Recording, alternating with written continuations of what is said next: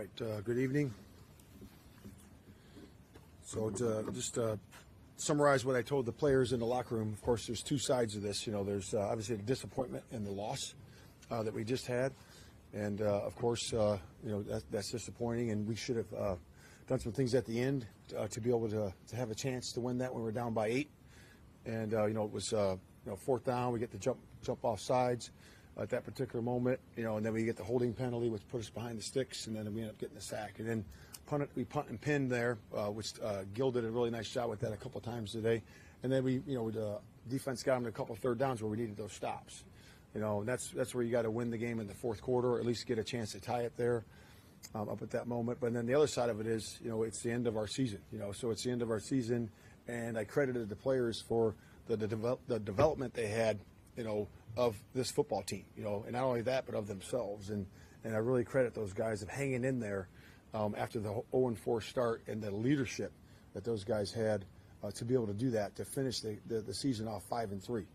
And, it's really a testament to all those guys in the room, the coaches, the support staff, and everybody in there to be able to accomplish that. And, to more than double our wins from the first year, obviously and I credited the guys that are first and second year players, and also the guys that were here before. And the chemistry of the group is really good.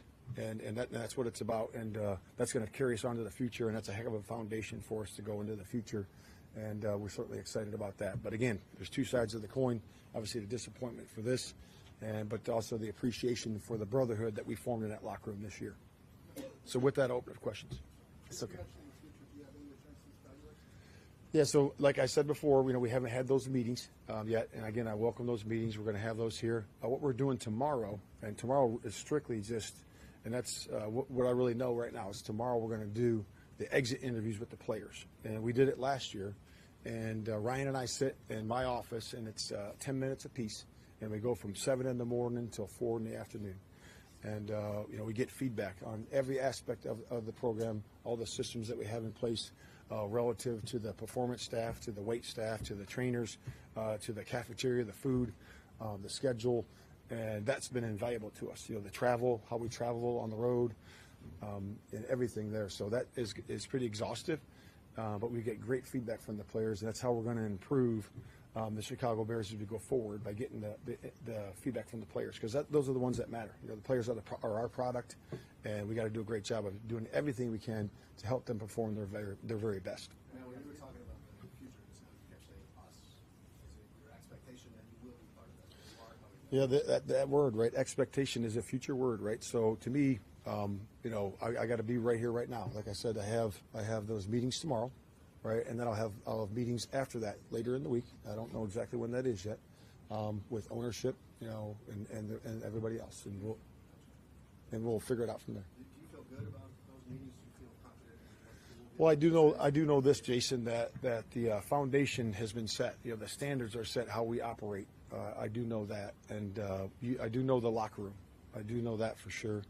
And we are standing on solid ground of hard work, of passion for the game, and enthusiasm for the game, and we're just going to keep working together to build this thing. Yeah.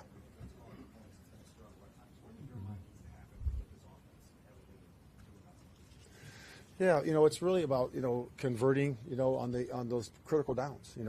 That's what it's about. When you get to midfield, you have third downs and fourth down tries in that part of the field. You got to convert. You have to convert on those, and that gets you into the scoring zone. And when you're in the scoring zone, you either can hit from the fringe, which we've done before with some really nice plays to DJ during the course of the year, I think back on. But then you got to be good in the critical downs down there. And that's where we fell short today. If you look at the third downs on both sides of the ball, they were able to sustain drives because of those conversions, and they stopped us because of our inability to convert. And it's always going to come down to that. That's why people spend all that time on those 13 or 14 plays or 10 plays that you get during the course of the game. We devote like almost a whole day to those, and everybody does, and they're so important. How do you determine if those offensive issues are play calling issues, coaching issues, or execution issues? How do you know? How can you determine what is the bigger issue? Yeah, when you look at those, they're always going to be, one of those things, right? We putting our players in position as coaches. When it doesn't work, you as a play call, you have to look at that. Did I put our best players in position, in coverage, in that particular play, in the kicking game? Did I put them in the right spot to be able to make the play? And then you look at the execution side of it. Was it executed well based on the play design, based on the coverage, based on a multitude of things? So I think you have to look at all of it, all encompassing. It's not just one or the other. Right, on their third quarter touchdown, there was the injury timeout for Terrell, and then there was about 5 plays. Walker and Sweat went on the field. Is that a substitution issue? I don't think so. I'm going to go back and look at it. I don't recall that being any substitution issue there. Matt, you guys added DJ Moore to the roster this year. Did you get the kind of gains you were expecting in your passing offense over the course of the season? You're talking about DJ?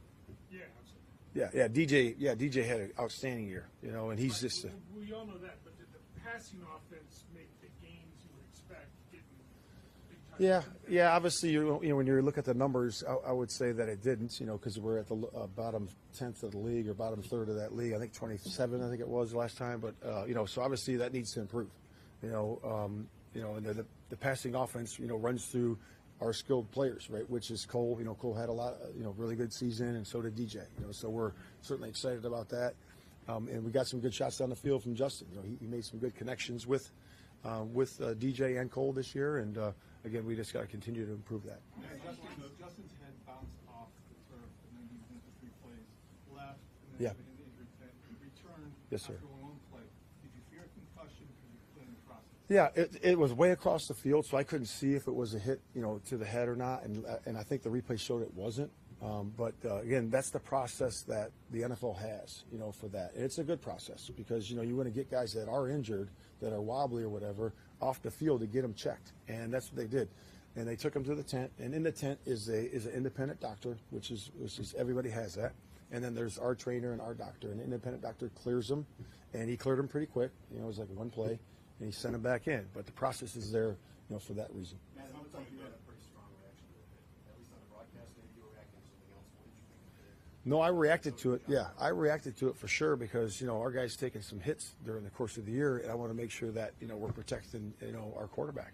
And to me, like again, I'm like 50 yards away. It's 53 and some change right across the field, so I'm probably 50 yards away. So I'm looking through a bunch of people, but again, I just saw what happened afterward. I couldn't see exactly where the placement was, but again, I'm always going to be battling for our guys. At some point, does beating Green Bay become as much of an issue for us?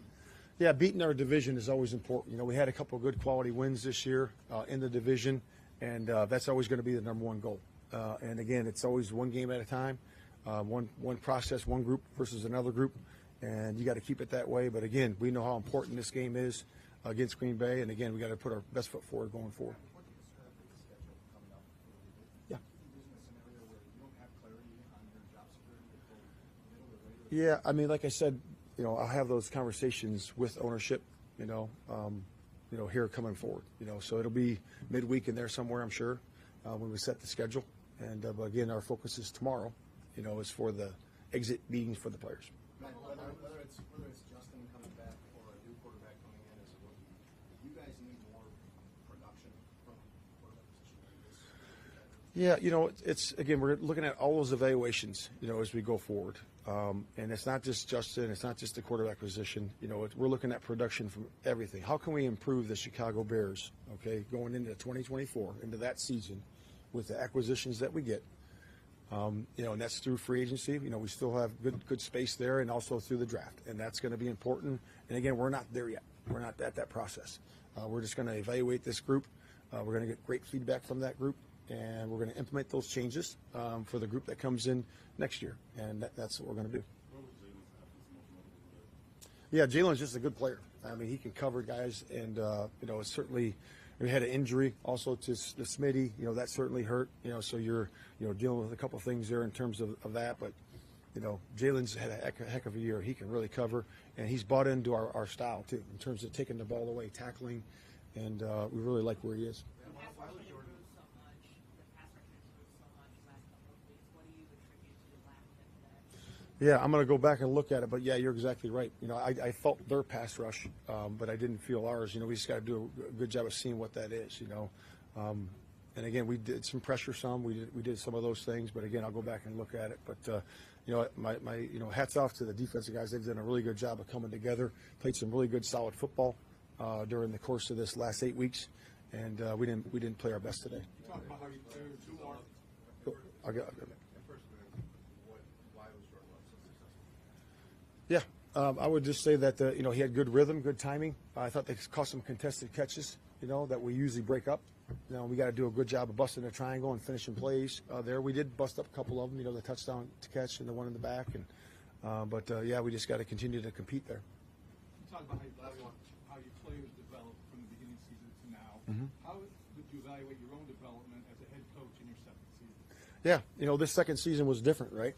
You know, so the first year I started out as a CEO coach, right, managing the whole group, and I thought that was good because it allowed me to be able to oversee offense, defense, kicking game management, and then now the 2nd game of the season I was put into the defensive coordinator role, and I enjoyed that, you know, and I thought it was a good for me. It was good for the team and good for the Bears. But again, we'll evaluate that going forward. But yeah, that's where it is. All right.